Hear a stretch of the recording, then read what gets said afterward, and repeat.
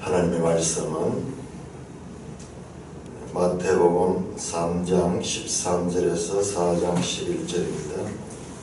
마태복음 3장 13절. 이때에 예수께서 갈릴리로부터 요단강에 이르러 요한에게 세례를 받으러 하시니 요한이 말려 이르되 내가 당신에게서 세례를 받아야 할 터인데 당신이 내게로 오시느니까. 예수께서 대답하여 이르시되 이제 허락하라. 우리가 이와 같이 하여 모든 의를 이루는 것이 합당하니라 하시니 이에 요한이 허락하는지라. 예수께서 세례를 받으시고 곧 물에서 올라오실새 하늘이 열리고 하나님의 성령이 비둘기같이 내려 자기 위에 임하심을 보시더니 하늘로부터 소리가 있어 말씀하시되 이는 내 사랑하는 아들이요 내 기뻐하는 자라 하시니라. 그때 예수께서 성령에게 이끌려 마귀에게 시험을 받으러 광야로 가사 40일을 밤낮으로 금식하신 후에 줄이신지라. 시험하는 자가 예수께 나와서 이르되 내가 만일 하나님의 아들이거든 명하여 이 돌들로 떡덩이가 되게 하라. 예수께서 대답하여 이르시되 기록되었으되 사람이 떡으로만 살 것이 아니요 하나님의 입으로부터 나오는 모든 말씀으로 살 것이라 하였느니라 하시니. 이에 마귀가 예수를 거룩한 성으로 데려다가 성전 꼭대기에 세우고 이르되 너가 만일 하나님의 아들이거든 뛰어내리라. 기록되었으되 그가 너를 위하여 그의 사자들을 명하시리니 그들이 손으로 너를 받들어 발이 돌에 부딪히지 않게 하리로다 하였느니라. 예수께서 이르시되 또 기록되었으되 주 너희 하나님을 시험하지 말라 하였느니라 하시니 마귀가 또 그를 데리고 지극히 높은 산으로 가서 천하만국과 그 영광을 보여 이르되 만일 내게 엎드려 경배하면 이 모든 것을 내게 주리라. 이에 예수께서 말씀하시되 사탄아 물러가라. 기록되었으되 주 너희 하나님께 경배하고 다만 그를 숨기라 하였느니라. 이에 마귀는 예수를 떠나고 천사들이 나와서 수종되리라. 하나님 아버지 하늘을 감사합니다. 이 새 한 주간 이 새벽 시간도 저희들을 불러주셨어. 하나님의 존귀한 말씀으로 양식 삼게 하시니 은혜를 감사합니다. 오늘 이 시간도 진리의 성령께서 우리를 깨우쳐 주옵소서. 예수님 이름으로 감사하며 기도드리옵나이다. 아멘.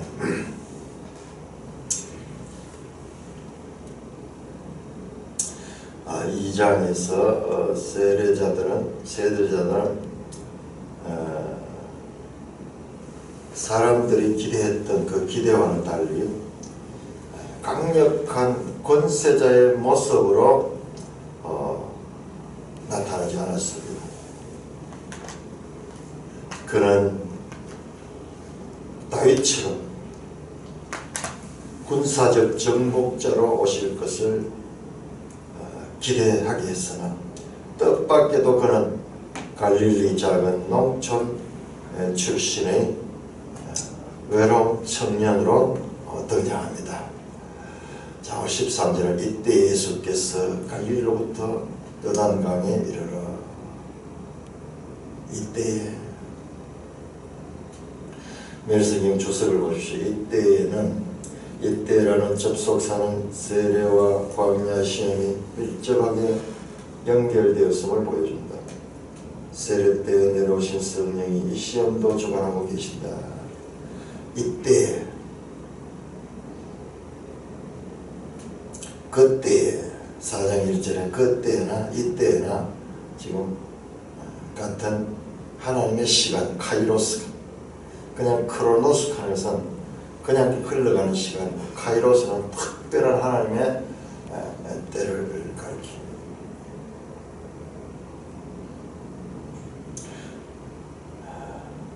갈릴리로부터 요단강에 이르러 세례 요한에게 세례를 받으러 하셨다. 예수께서는 갈릴리를 떠나 요한을 향해 요단강으로 왔습니다. 예수님의 공생의 출발은 세례와 함께 시작합니다.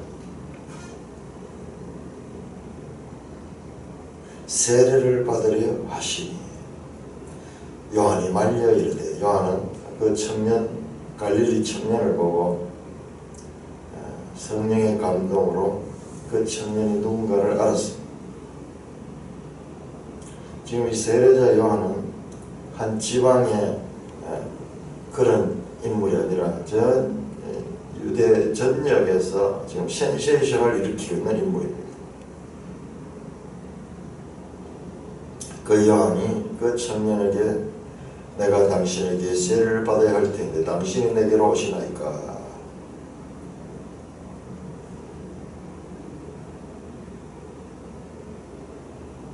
예수께서 대답하여 이르시되 이제 허락하라. 우리가 이와 같이 하여 모든 의를 이루는 것이 합당하니라. 우리가 세례자 요한과 예수님 이와 같이 하여 세례를 받음으로 말미암아 모든 의를 이루는 것이 합당하다. 이룬다 그러면 성취하다는 성취하다. 이 모든 의를 이루기 위해서는 예수님께서 세례를 받아야 하신다는 말씀입니다. 매일성경 그 해설이 참 잘 되어 있어요. 세례와 함께 공생애를 시작하십니다. 죄 없으신 예수님께서 죄인을 위한 세례를 받으십니다. 죄인을 구원하러 세상에 보내신 아버지의 뜻을 따라 죄인의 자리에까지 내려가신 것입니다.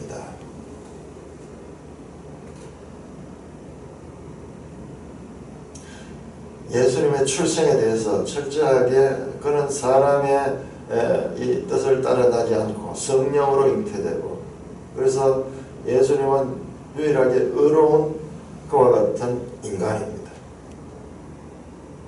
어제 우리 그 유형제님이 참 신앙적인 말씀하셨어요.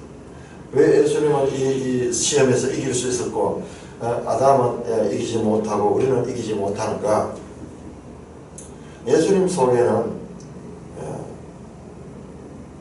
오직 성령밖에 없어요. 성령. 근데 우리는 내재하는 죄가 있고 또 성령이 있으니까 이 두 마음이 있는 존재들이고, 예수님은 한 마음밖에 없다. 순종할 수 있었다. 예수님은. 우리는 이 두 마음이 있어서 여기서 죄의 세력이 이 성령을 방해하고 이렇게 해서 순종할 수 없도록, 욕심에 끌릴 수밖에 없도록 엄청난 이야기.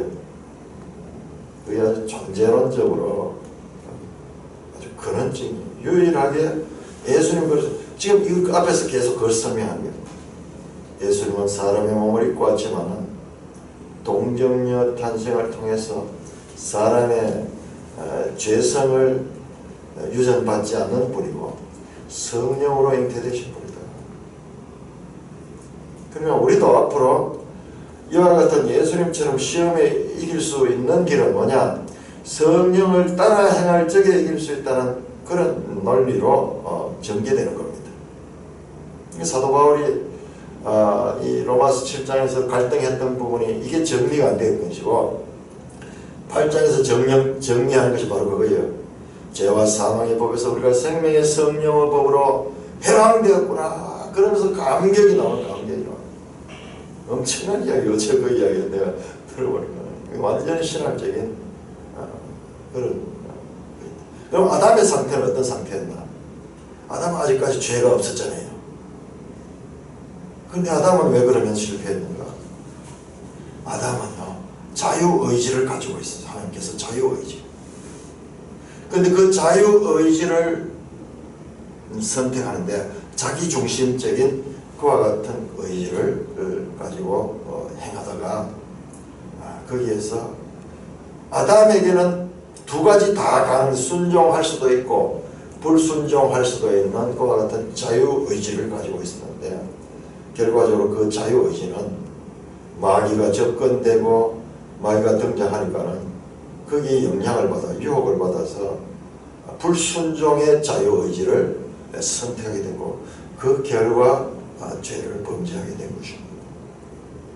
엄청난 그 신학적 이야기인데 그걸 아주 쉽게 그런 이야기를 하더라고요. 아담과 예수님의 상태와 그리고 우리들의 상태, 존재론적으로 그와 같은 차이가 있다. 그 두 번째 아담은 순종할 수 있도록 오셨는 거예요. 이걸 뭐 예수님의 어떤 그 노력이라든지 뭐 이런 식으로 보기 시작하면 그 잘못 보는 거예요. 사람으로서는 할 수 없대. 하나님은 할 수 있다. 전능하사 하나님은 할 수 있는 거다. 모든 것을 할 수 있는 겁니다. 그러므로 우리가 무능한 우리는 연약하고 무능하고 죄인된 우리는 의로운 전능하신 그분과 연합될 적에 우리가 살 수 있다. 엄청난 내용입니다. 자, 그 메일성의 해설을 보면은 죄 없으신 예수께서 죄인을 위한 세례를 받으십니다. 죄인을 구원하러 세상에 보내신 아버지의 뜻을 따라 죄인의 자리까지 내려가신 것입니다. 세례는 또한 죄인을 대신하여 죽는 십자가의 구속을 내다보게 합니다. 죽음까지 받아들여야만 할 소명임을 알면서도 그것만이 죄인을 살리고 하나님이 기뻐하신 일인 줄 알기에 순종하신 것입니다. 엄청나네요. 이게 의인이지만은 죄인이 되시는 거예요. 왜 죄인의 죄를 받나? 자, 우리 이사야 53장 보시고요. 이사야 53장.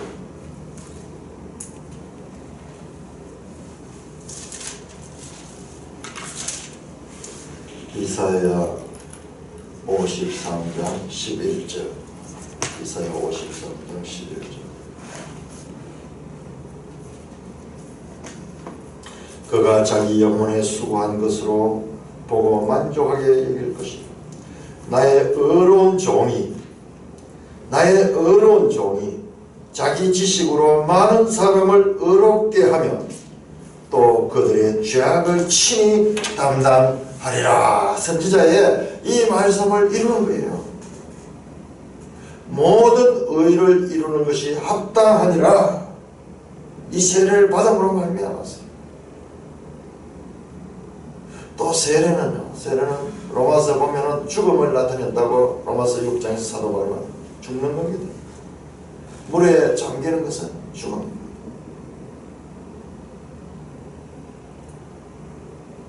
자, 마가복음 10장. 마가복음 10장.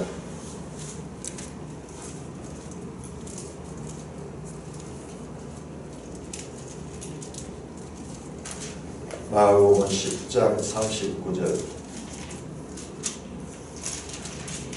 예수님의 공생의 첫 출발도 이 세례와 연관이 되고요. 마지막 십자가의 죽음도 세례와 연관이 돼요. 세례는 죽음에서 다시 살아나는 거예요. 마가복음 10장 39절에 이때는 이미 세례를 받으신 이후인데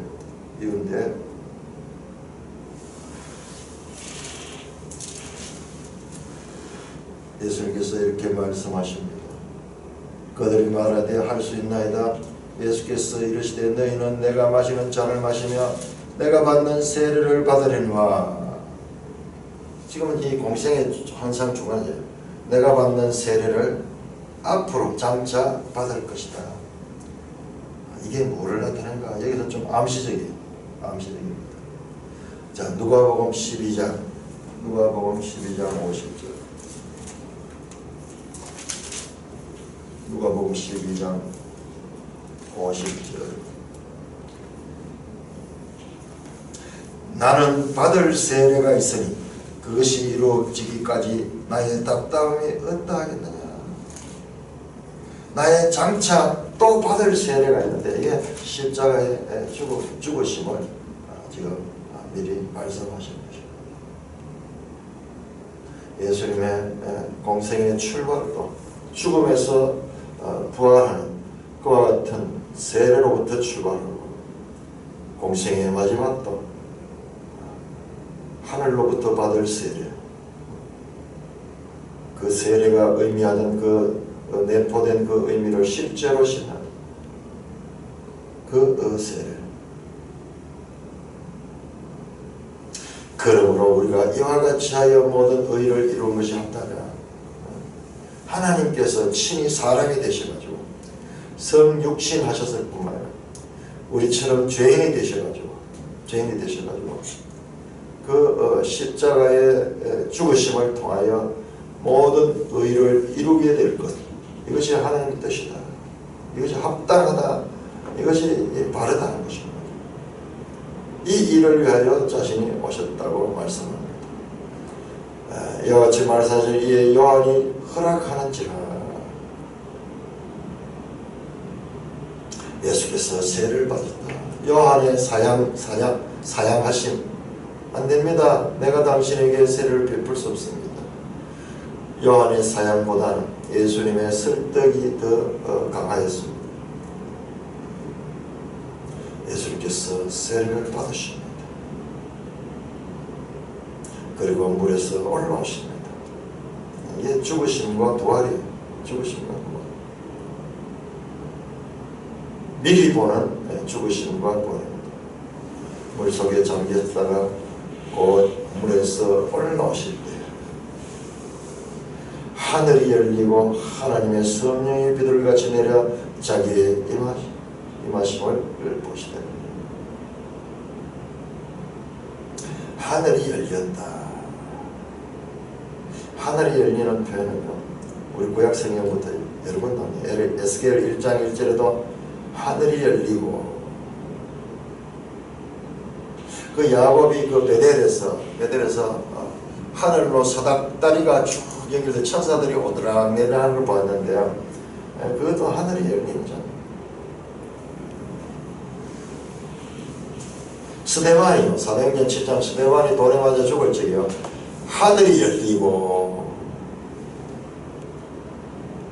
하나님이 자기 백성들에게 중요한 것을 계시하시는 순간에 흔히 사용되는 표현입니다. 자, 이사야 64장 이런 표현, 그림 언어, 성경이 가지고 있는 이 그림 언어에 대한 이사야 64장 1절. 원하건대 주는 하늘을 가르고 강림하시고, 하늘을 가리고 강림하시고, 하늘을 마치 휘장처럼 생각하고 그 가리고, 예수님께서 십자가 돌아가실 적에 성전의 지성소 휘장이 위로부터 아래까지 찢어져 둘로 나뉘었듯이 하늘과 이 땅의 단절이 막힌 담이 흐러지는 장면. 하늘이 열리고 하나님의 성령이 비둘기같이 내려왔다. 그 열려진 그 하늘을 통해서 하나님의 성령이 비둘기같이 내려 자기 위에 임하셨다. 이 장엄한 지금 이 장면입니다. 이때 그 13절의 이때는요, 우리 이 현실적인 이때도 될 수 있지만 기다리던 때 수백 년 침묵하시던 하나님께서 이제 하나님의 뜻을 펼치시는 그 때입니다. 그때 그 역사에 켜켜이 사여져 있는 그와 같은 구속사의 과정 속에 그때 지금 하늘에서 세레모니를 하는 세레모니. 세례 요한의 세례를 받으시고 물에서 올라오는 때 하늘이 열리면서 성령이 비둘기같이 내려 자기 위에 임하셨다. 시각적인 놀라운 이 장면을 보여주고 있습니다. 17절 하늘로부터 소리가 있어 말씀하시되 이는 내 사랑하는 아들이여 내 길 바른 자라 하시니라. 시각적으로는 성령이 비둘기같이 내리는 그런 장면. 그리고 청각적으로는 하늘로부터 소리가 나오는데 이는 내 사랑하는 아들이요 내 기뻐하는 자라. 친히 하나님께서 지금 말씀하시는 장면. 이는 물에서 올라오는 이 인성을 가진 예수님은 누구냐? 내가 사랑하는 아들이고 내가 기뻐하는 자다. 하나님께서 친히 예수 그리스도는 하나님의 아들이심을 증언하고 있습니다. 그 요단강에서 우리 앞에서 한번 이와 같은 이 구약의 여기에 대비될 수 있는 장면이 뭐냐? 그러면 시내산은요, 시내산. 이스라엘 백성들 약 200만 명이 그 시내산 앞에 있을 때 그때 하늘이 열리고 하나님이 임하시면서 지진과 번개와 놀라운 그와 같은 이스라엘 백성들이 무서워서 견딜 수 없는 그와 같은 장엄한 천재 지변을 동반한 하나님의 임재. 모든 백성들이 두려워 떨 수밖에 없는 그 같은 장엄한 이 광경을 동반하고 하나님께서 말씀하셨는데 그러나 신약에서 저 요단강 한 변방에서 하늘로부터 친히 예수 그리스도를 전한 이는 내 사랑하는 아들이요 내 기뻐하는 자라. 자, 이 장면이 얼마나 생생했던지요. 베드로는 나중에 요와 같이 똑같이 된 변화산에서도 똑같은 이와 같은 일이 일어납니다. 변화산에서. 그 변화산에서는 베드로가 그때 같이 있었어요. 베드로, 요한, 야고보 세 사람이 그 변화산에 같이 있어요. 그래서 베드로후서 1장에 보면은 그 장면을 이야기할 적에 지금 이 말씀이에요. 자, 우리 베드로후서 1장 17절 한번 볼까요?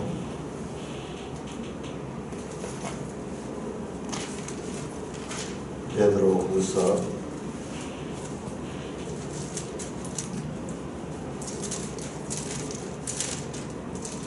1장 17절. 우리가 이런 이야기 들으면은 좀 꾸며낸 이야기 같잖아요. 무슨 영화의 한 장면 같이. 1장 16절부터 보면은 우리 주 예수 그리스도의 능력과 강림하심을 너에게 알게 한 것이 교묘히 만든 이야기를 따른 것이 아니요 우리는 그의 크신 위엄을 친히 본 자라. 지극히 큰 영광 중에 이러한 소리가 그에게 나기를 이는 내 사랑을 알려 내 기뻐하는 자라 하실 때에 그가 하나님 아버지께 존귀와 영광을 받으셨느라. 이 소리는 우리가 그와 함께 거룩한 산에 있을 때 하늘로부터 난 것을 들은 것이라. 생생하게 이 증언을 하고 있습니다.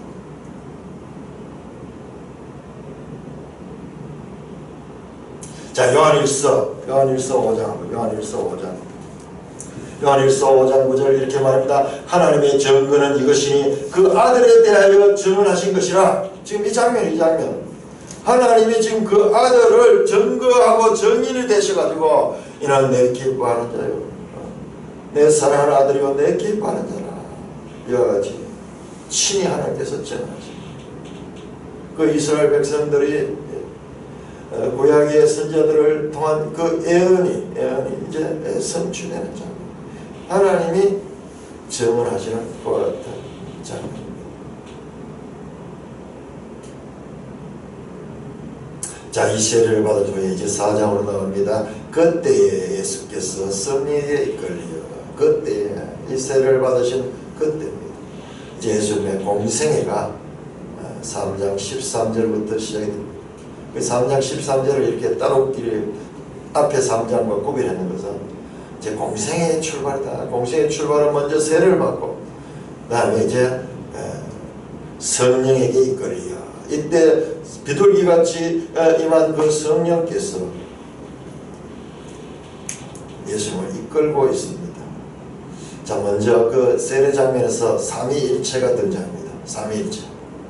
성령이 비를 같이 임하고 하나님 아버지의 이 소리가 그와 함께 하시고 성자 예수님께서는 물에서 올라오시고 이 삼위일체가 지금 등장합니다. 이 삼위일체는 이 성경에 그 이름이 안 나오잖아요. 근데 우리 믿음의 이 선배들이 성경을 연구하면서 이 삼위일체를 발견해냈어요. 이 삼위일체 논쟁이 되게 많았습니다. 그리고 지금도 이 삼위일체를 공격하는 그런 무리들이 많이 있어요. 지금 여호와 증인도 그렇고 많은 곳에 이 근거를 대가지고 이 삼위일체 사상은 저 이방 사상이다 그러면서 하는데 이 성경이 분명히 이방 사상과 겹칠 수는 있어요. 근데 겹치는 것은 다 조사해보면 이게 원본이 성경이 원본이에요. 세상에 그 홍수 신화들이 여러 나라에 있습니다. 그게 어디서 나왔겠어요? 그렇게 불신하는 사람들은 성경이 그것을 따르고 있다고 이렇게 보는 거예요. 그렇게 믿음 없으니까는. 근데 오히려 반대로 제대로 보면은 성경이 원본이고 성경에서 파생된 그와 같은 사상들이 온 세상에 그렇게 흩어져 있고 그것도 왜곡되게 흩어져 있는 거예요. 온 세상 우상 숭배 보면은 비슷한 그런 내용이에요. 삼위일체 하나님이 등장하고 있는 모습을 보여줍니다. 4장 1절입니다. 그때 예수께서 성령에게 이끌려 마귀에게 시험을 받으러 광야로 갔습니다.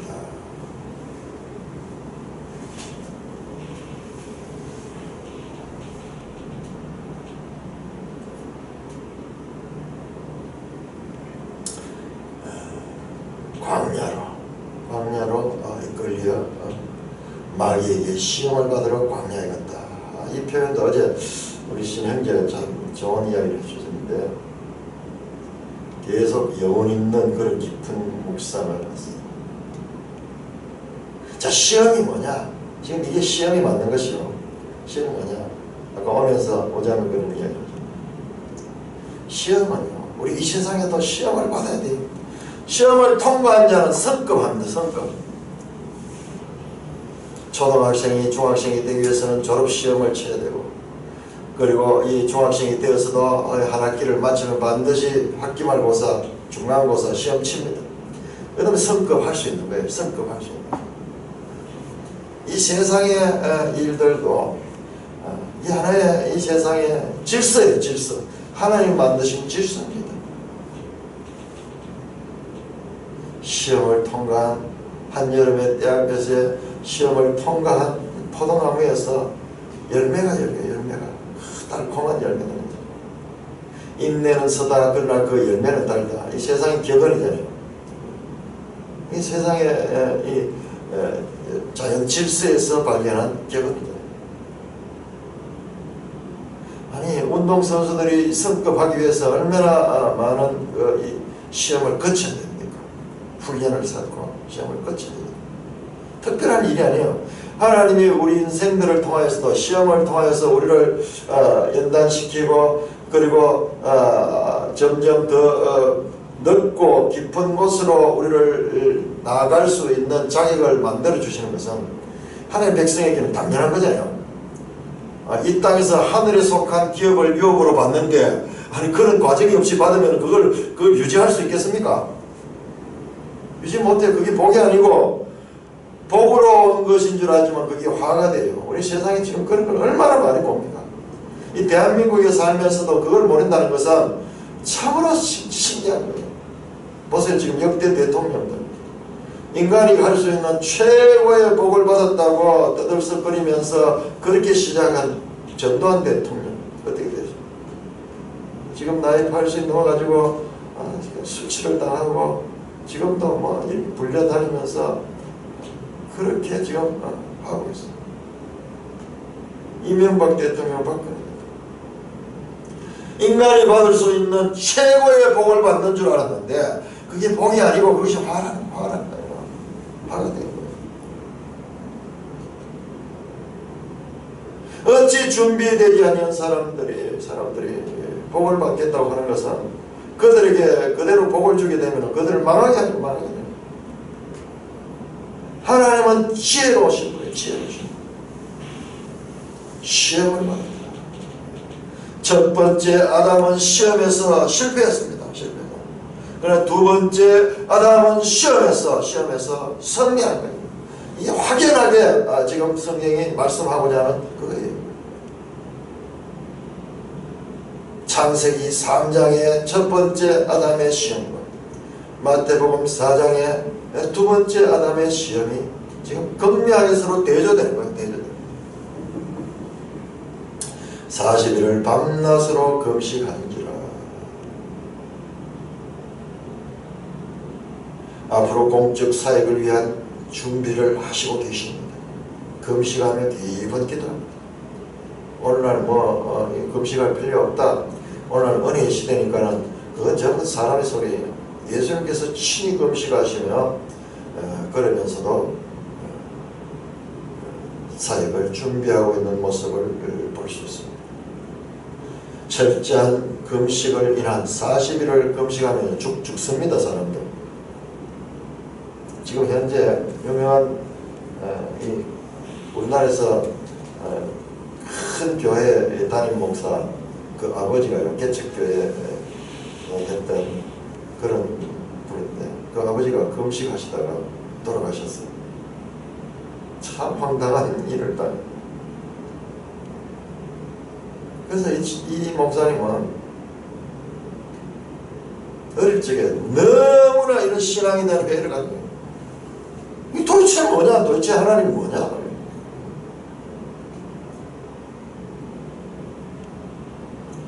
근데 그분이 지금 교인 수가 몇만 명 될 거예요.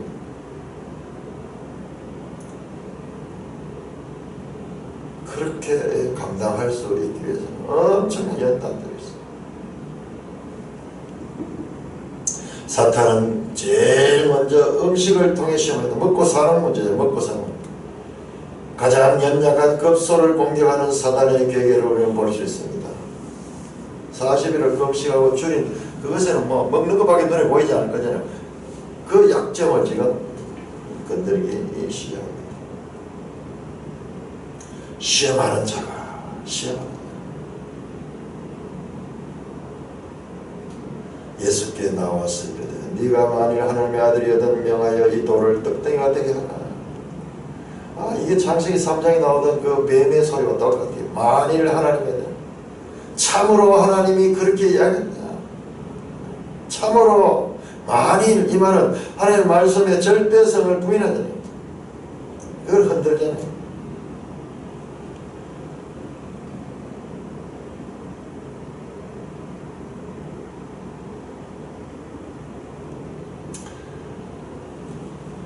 만일 네가 하나님의 아들이든 이 돌을 떡덩이가 되게 하라. 기적을 행하는 것입니다.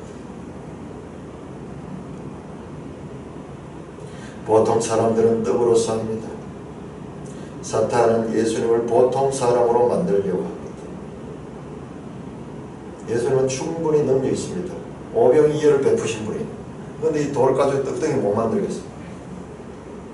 예수님이 그 능력을 가지고 그 일을 할 수 있을 것을 지금 사탄은 시험을 하면서 그 일을 하라고 지금 촉구합니다.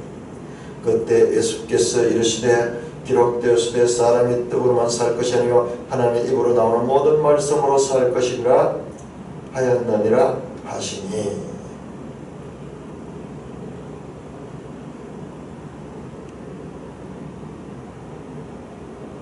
사람이 떡으로만 살 것이야. 하나님의 입으로부터 나오는 모든 말씀으로 살 것이라.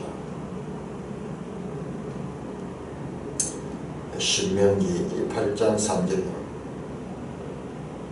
이스라엘 백성들이 그 광야에서 굶주렸을 적에 하나님께서 만나를 내려주셔가지고 하늘 양식을 통해서도 이 땅에서 살아가는 것을 보여주셨습니다. 그 말씀을 인용하십니다. 사람이 떡으로만 살 것이 아니고 떡을 먹어야 삽니다. 그러나 그 떡으로만 사는 삶은 죽음을 향해 가는 삶입니다. 썩어질 양식입니다. 이 떡은 하나님의 입으로부터 나오는 모든 말씀으로 살 것이다. 이것은 썩지 않는 양식, 생명의 양식입니다.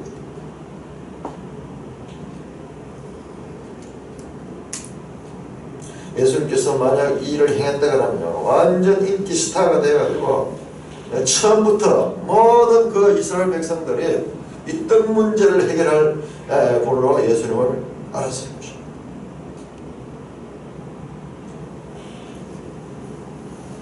사탄은요, 능력 행함을 통해 구원의 복음을 대신하게 하고 있습니다. 능력을 행해라.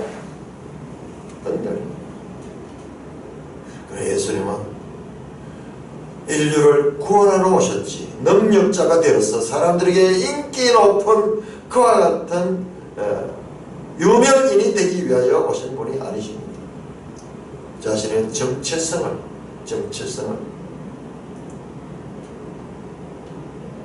잊지 않으시고 있습니다.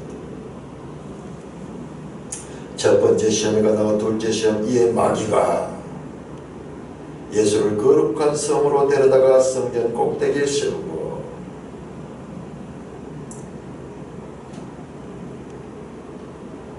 마귀, 이 헬라어는 디아볼로스,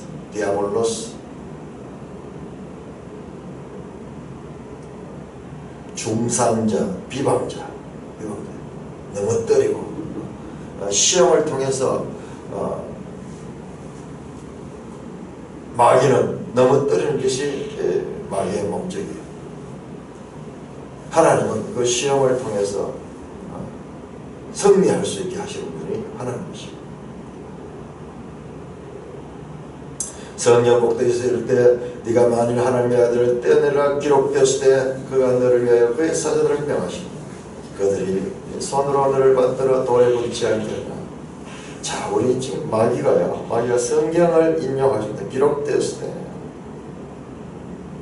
이 말씀이 시편 91편 11절에서 12절 말씀.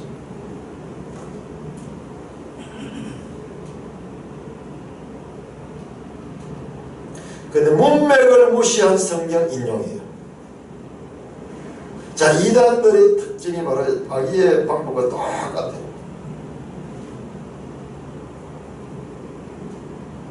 두 번째 시험을 통해서 사탄은 예수님을 구속자가 아니라 능력자로 만들어 구속자의 신분을 망각하게 하려 하고 있습니다. 또한 거룩한 성을 능력 행하시는 장소로 이 사람들에게 보여주려고 하고 있습니다. 성경을 인용하고 있습니다. 그러니까 우리가 많은 경우가 이런 데서 넘어가는 거예요. 성경을 가지고 막 이야기를 합니다. 그래 교회에서 성경을 바로 가르치지 않으면 이 사탄의 밥이 되는 거예요. 사탄의 밥이. 그 대표적인 지금 오늘날 신천지라든지 뭐 이 안상홍 정인의 교사고 이런 하나님의 교회에서 이런 것들이 그렇게 기성을 부린대요. 더 성경을 잘 가르친 것 같아요. 더 성경. 기가 막히게 인용을 해가지고 이 자기들 나름대로 쫙 해서 사람을 그 미혹시키는 거예요. 그러니까 이게 제대로 말씀에 이 기초가 없는 사람들은 다 홀딱 넘어가요. 이 기성교회가 얼마나 그런 면에서 반성을 해야 되는 거예요. 그 말도 되도 않는 그런 이단에게 사람들이 넘어갈 정도로 교회는 뭘 했느냐? 왜 뭘 했느냐? 교회 말씀이 제대로 없었다. 만약 교회에서 그런 것이 충족된다면 그들이요 그 수준을 보고 금방 이 평가했을 텐데 우리가 봤잖아요. 구약 성경에 이방의 나라들을 통해서 이스라엘을 징계하시는 하나님 오늘 마찬가지입니다. 그런 이단 무리를 통해서 교회를 깨우고 있는데 교회는 단지 신천지 출입 금지에 신천지가 나쁘다 그런 것만 하고 있지 그렇게 해서 그게 되는 게 아니잖아요. 하나님 말씀을 제대로 가르쳐버리면 그들까지도 우리가 바르게 이끌어갈 수 있는데 자기 모습에 빠져요. 시편의 말씀은 뛰어내림에 관한 것이 아닙니다. 시편은 사탄은 성경을 조작하고 있습니다. 여기서 모든 길에서 너를 보았다 하는 그 말도 삭제했습니다. 성경을 하나님의 권위로 사용한 것이 아니라 자기의 권위로 오용하고 있는 것입니다. 이게 우리가 흔히 하는 이 잘못된 성경 사용이에요. 오용하거나 남용하거나 또는 성경을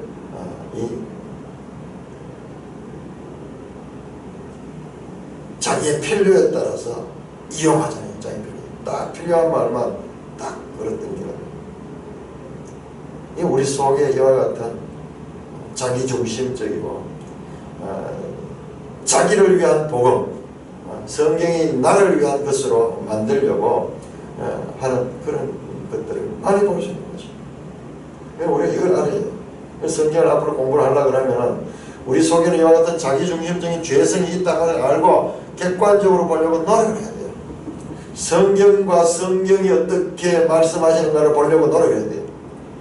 그와 같은 큰 시야가 없으면요, 우리 반드시 자기중심적인 해석으로 넘어갑니다. 이게 교회 역사예요. 교회 역사. 그리고 사탄은 이 하나님의 말씀을 바르게 깨닫지 못하도록 고린도후서 4장에 보면 나옵니다. 이 세상의 신이 하나님의 말씀을 혼미케 한다. 혼미케 한다. 읽어도 제대로 깨닫지 못하도록 만드는 거예요. 그게 사탄의 본분이에요. 세 번째 시험입니다. 마귀가 8절입니다. 마귀가 또 그를 데리고 지극히 높은 산으로 가서 천하만국과 그 영광을 보여 이르되 만일 내게 엎드려 경배하면 이 모든 것을 너게 주리라. 예수께서 말씀하시되 사탄아 물러가라 기록되었으되 주 너희 하나님께 경배하고 다만 그를 숨기라 하였느니라. 사탄은 자기 과시를 하며 사람이 원하는 모든 것을 제공할 수 있는 능력자로 자신을 제시하고 있습니다. 예수님께 보통 사람들이 사용하는 그 일을 해줌으로써 예수님을 단지 위대한 사람으로 만들어버리고 하고 있습니다. 사람의 미혹될 수 있는 모든 것으로 사탄은 예수님을 미혹하고 있습니다. 보암직하고 지혜롭게 할 만큼 탐스러운 그와 같은 것을 가지고 사람에 있는 그 욕심을 부추김으로 말미암아서 그들을 미혹하려고 하는 그와 같은 짓을 하고 있을 적이요. 예수님께서 오히려 사탄을 향하여 권위 있는 말씀으로 책망 사탄아 물러가라 명령합니다. 기록되었으되 주 너희 하나님께 경배하고 다만 그를 숨기라 하였느니라. 신명기 6장 13절. 유혹은 실제 왜곡으로 옵니다. 하나님의 말씀을 비틀고 그렇게 왜곡시켜서 사람을 유혹합니다. 참으로 그러더냐? 하나님의 분명한 선언의 말씀을 그리고 하늘로부터 인정을 받은 내 사랑하는 아들이요 기뻐하는 자라 하는 그 하나님의 인정을 받은 그 아들에게 네가 만일 하나님의 아들이라면 권위 있는 하나님의 말씀을 흔들면서 유혹하고 있습니다. 여기에 넘어가면은 이 말씀이 우리 속에 들어오면 이게 독이 되는 거예요. 독이. 그 독이 퍼지면 사람이 죽습니다. 그 독이 돌아왔을 때 해독제가 있을 때 해독제. 해독제가 뭐냐? 성경 진리입니다. 성경 진리. 기록되었을 때 하나님의 말씀으로 그와 같은 미혹을 물리치고 있는 모습을 보여주고 있습니다. 자, 예수님의 말씀, 사탄의 유혹에 대응하는 예수님의 말씀의 세 가지 다 공통점은 하나님을 언급하고 있는 것입니다. 4절, 7절, 10절. 그리고 신명기 말씀, 신명기 말씀은 신명기는 이제 이 이스라엘 백성들이 광야 생활을 끝내고 이제 가나안 땅에 들어가기 직전에 모세의 설교로 구성되었잖아요. 이제 제자들을 만나게 될 것이고 교회 시대가 열리게 될 텐데 그 교회 앞에 지금 예수님께서 신명기 말씀을 통해서 우리가 어떻게 살아야 될 것인가를 보여주고 있습니다. 예수께서 하시는 진정한 생명은 하나님께 있다는 것을 보여주시는 것입니다. 진정한 생명은 하나님께 있다. 예수님께서는 하나님의 아들이심을 증거하는 일은 능력 행함에 있지 않고 하나님의 말씀을 순종함에 있다는 것을 보여주고 있습니다. 자, 우리가 생각하는 건 완전 맞네요. 지금 이어서 이제 이어지는 능력 행함이 많이 나올 텐데요. 그러나 정작 마귀와의 싸움에서는 능력을 행하지 않고 하나님의 말씀 순종에 하나님의 아들의 정체성이 있다는 것을 보여줍니다.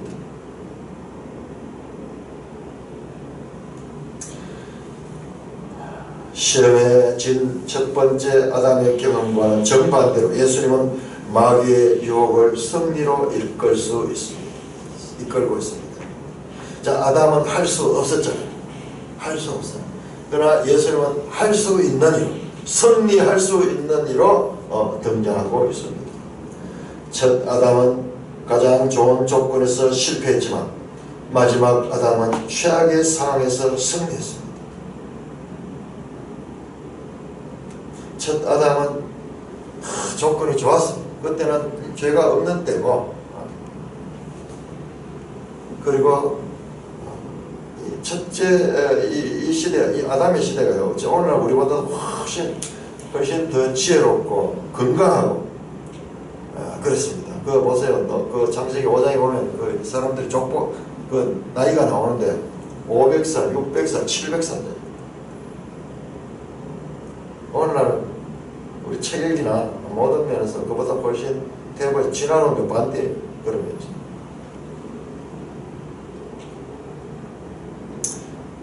여기서 아담의 죄로 인한 사망을 능가하는 생명의 구원의 가능성을 보여주고 있습니다.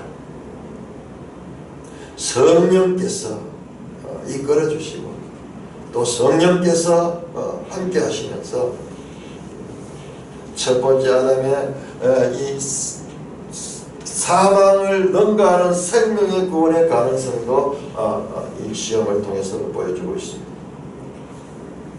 또한 모세와 이스라엘의 광야 경험과는 정반대입니다.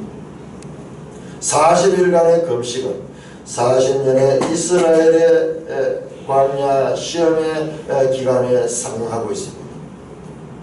실제로 예수님은 신명기 말씀을 인용하며 이 40일의 광야에서의 이 시험과 그 40년 이스라엘 백성의 이 광야 실패를, 광야의 시험을, 실패로 끝난 그 광야의 시험을 상응시키고 있습니다.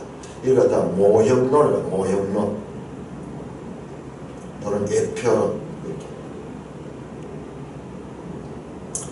실제 신명기서를 인용하며 이스라엘의 실패를 예수님은 승리로 바꾸고 있습니다. 성령을 통해 아담의 실패 그리고 이스라엘 백성의 실패의 암시는 더불어서 예수 그리스도를 통한 새로운 시작, 궁극적으로 승리하게 될 승리자 예수 그리스도의 새로운 시작을 알리는 장면으로 나타나고 있습니다. 매일 성경 이 해설을 한번 보겠습니다. 해설이 참 잘 되어 있습니다. 4장 8절에서 11절 제일 밑에 그 해설입니다. 자기를 숭배하면 천하를 다 주겠다는 마귀의 제안도 단호히 거절하십니다. 자, 여기 중요한 말을 한다. 십자가를 거치지 않고도 손쉽게 왕이 되게 해주겠다는 솔깃한 제안이지만 하나님의 경외와 경배 없는 세상의 권세와 영광 얻기를 거부하셨습니다. 와, 이게 엄청나요. 어제 그 유행제는 정말 그 사회도 이제는 얼마나 수준 있게 보는지요. 그 이제 알라딘의 램프 아니다는 거예요. 우리 도깨비 방망이 같은 신앙, 알라딘의 램프 같은 그와 같은 신앙, 뚝딱 과정 없이 하나님의 능력을 힘입어서 이 능력을 해야 하는 것을 우리는 신앙이라고 얼마나 착각하고 있습니까? 예수는 그것이 아니라는 것을 철저하게 보여준 거예요. 그런 능력을 가진 분이시면서도 그것을 행치 않고 오직 말씀으로 승리하는 모습을 보여주는데요. 그런 능력도 없는 자들이에요. 계속 능력만 추구하는 거예요. 십자가를 거치지 않고도 손쉽게 왕이 되게 해주겠다는 이와 같은 솔깃한 제안, 우리 여기에 다름은 아니겠죠. 그러나 하나님의 경외와 경배 없는 세상의 권세와 영광 얻기를 거부하셨습니다. 그 대가가 비록 고난과 죽음일지라도 아들로서 아버지의 뜻에 순종하는 길을 택하신 겁니다. 우리는 이렇게 못하잖아요. 그럼 어떻게 하냐? 우리는 하나님께서 우리에게 은혜를 베풀어 주셔서 하나님께서 일방적으로 우리에게 고난을 행하시는 거예요. 고난 당시 내게 유익이라 내가 이로 인해 주의 윤례를 배우게 된다. 이와 같은 시인의 고백은요, 오늘날 우리 성도들의 고백이에요. 우리는 여기까지 처음에 여기 못 가요. 하나님께서 우리를 걸어가지고 그 길로 넣어가지고 그 가운데서 이제 근데 예수님은 처음부터 그 길을 보여줍니다. 우리도 점점 계속해서 그와 같은 고난을 당하고 뜻을 깨닫고 이 과정은요 계속 이어지는 거 아닙니다. 평생을 극하고 있으면 안 돼요. 그 고난의 때가 있고 시험의 때가 있지만은요 그 통과한 자는 이제는 더 높은 수준에서 더 높은 수준, 그런 고난이 없더라도 왕의 자녀의 권세를 유지할 수 있는 그와 같은 실력을 갖춰야 돼요. 그 대가가 비록 고난과 죽음일지라도 아들로서 아버지의 뜻에 순종하시는 길을 택하신 것입니다. 우리도 부와 권력과 같이 값의 자리를 제한하는 세상의 달콤한 거래에 속지 말고 하나님이 주실 영광을 바라며 하나님의 자녀로서의 존엄을 지켜갑시다. 살아오면서 제가 경험했던, 제가 실패했던 그것들이 전부 이런 것들이에요. 세상에 갑자기 막 금덩어리 같은 것을 제시하면 이랬을 적에 이게 하나님의 은혜구나, 이게 하나님의 복이구나 하면서 덥석 물었을 적에 그로 인해서 시험에서 낙방했는 경우가 많이 있습니다. 그런 경험을 여러 번 하게 되면 이제 그런 기회가 와도 마음이 요동하지 않는 거예요. 실패를 해봐서 아는 거예요. 저게 복이 된 줄 아는데 저게 결과적으로 화가 된다는 걸 알기 때문에 때로는 그런 기회가 와도요 한 걸음 물러나서 그 이제는 덥석 무조건 이거 하나님 뜻이다 아전 인수로 해석하거든요. 우리가 전부 그렇게 해요. 하나님의 뜻을 환경에다 맞춰버려요. 환경이 하나님의 뜻을 지배해버려요. 그게 하나님의 말씀으로 환경을 해석해야 되는데 그게 어린아이는 그게 되지 않아요. 여러분 당하고 나면 한 걸음 물러서면서 그 기회에서 이게 과연 하나님 뜻인가를 물어볼 수 있으려고 하면 여러 가지 실패를 경험해봐야지 될 것 같습니다. 여기 아주 귀한 말이 나와요. 하나님 주실 영광을 바라며 하나님의 자녀로서의 존엄을 지켜갑시다. 이 세상에 쓰러질 것에 모든 가치를 돌리시라. 썩지 않은 영원한 하나님 나라의 유업을 받을 하나님 자녀로서의 존엄을 지킬 것이다. 이 땅의 어떠한 것들도 우리의 우상이 될 수 없고 하나님이 주신 복들을 가지고 그와 같은 물질을 통해서도 하나님께 영화롭게 하고 많은 사람을 유익하게 할 수 있는 그와 같은 하나님의 자녀의 자리, 오늘 예수님의 시험을 통해서 우리가 배워야 될 것입니다. 찬송